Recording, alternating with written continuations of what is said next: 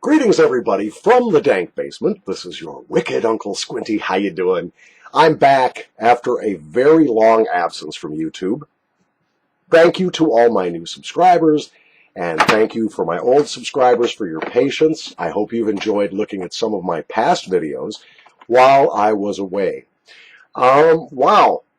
First of all, it's very rare that I encounter a snuff that I cannot pronounce. The German ones, no problem. English, obviously, no problem. This is an Indian snuff. I believe it is pronounced Sugandh Rose Brand Snuff. And I got this from hookah1.com.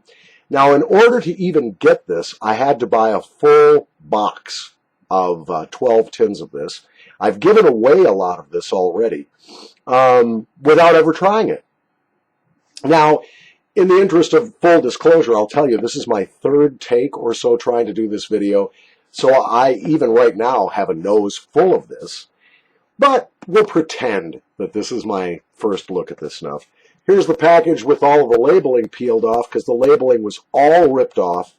Most of the tins were dented badly when I received this.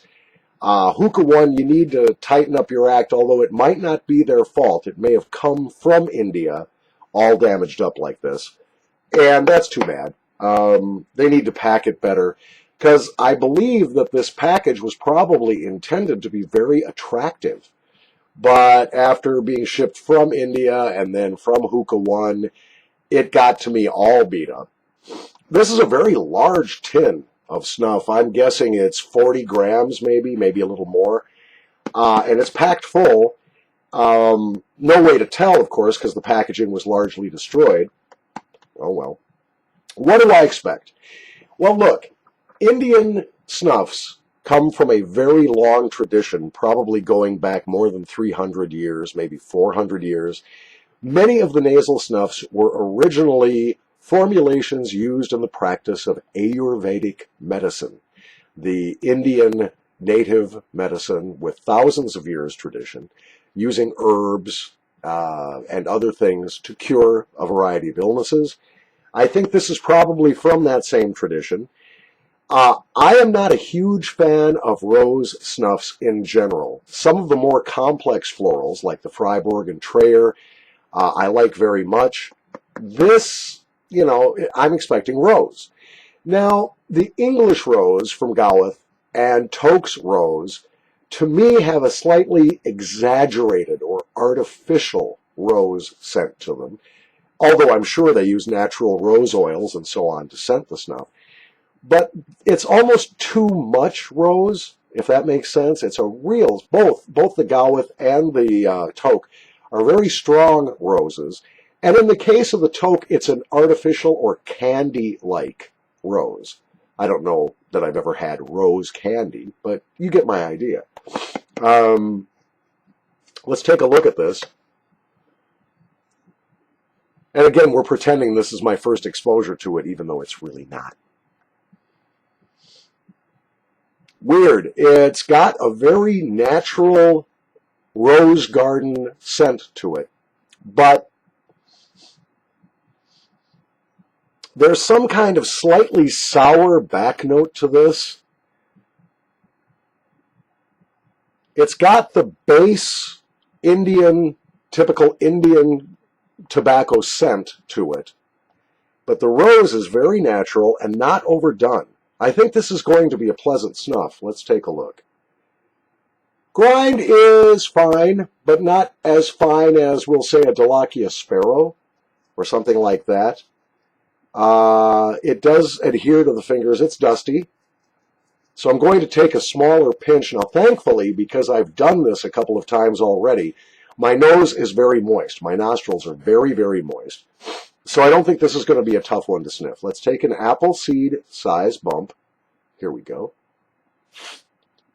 Split that seed between two nostrils. Dust off my nose.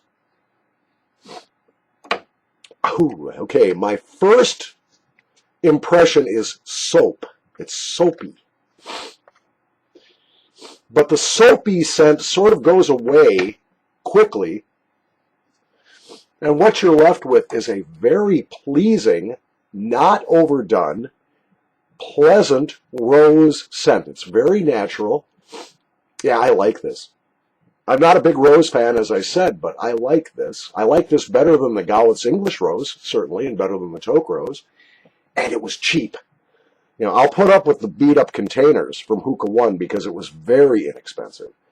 I forget exactly what I paid for it. I think this tin was probably $3.50. And as I said, there's 40 grams or so in here. It's a big container of snuff. Let me grab another Kleenex. Oh my God. I think the rose scent is going to last a while in the nose. It's not bad at all. And it's sticking around. As I said, the soapy scent has sort of gone away. In addition to the rose, I am smelling some other back notes, not as sour as it smelled in the tin. It's not as sweet and sour as it was out of the tin. In the nose, you're getting mostly, I'll say 95% rose and then 5% something else.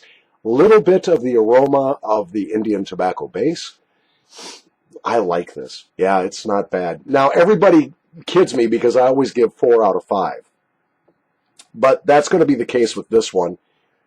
I would rate this higher if it were not for the fact that it is very finely ground and it's going to be tough for some beginning snuffers to enjoy. Unless you've got your technique down, you might choke on this. But more importantly, I just am not a huge fan of rose-scented snuffs. Now, if you are a fan, you'll like this. So, pardon me for continuing to wipe my nose, it not only makes my nose juice, it makes it itch. My nostrils kind of itch. But I could see this being a very pleasant once in a while snuff. I wouldn't do this. Damn it! I wouldn't use this for every day myself, nor all day. But when you want a rose, this may be one of the best rose-scented snuffs out there, and I therefore give it a 4 out of 5. From the dank basement, back again after a long absence. Thank you for your patience. This is your Wicked Uncle Squinty, Paul Shellbetter, from the dank basement. Thanks for watching. You guys are the best. Thanks, new subscribers. Like me. Recommend me. Tweet me. We'll go viral yet.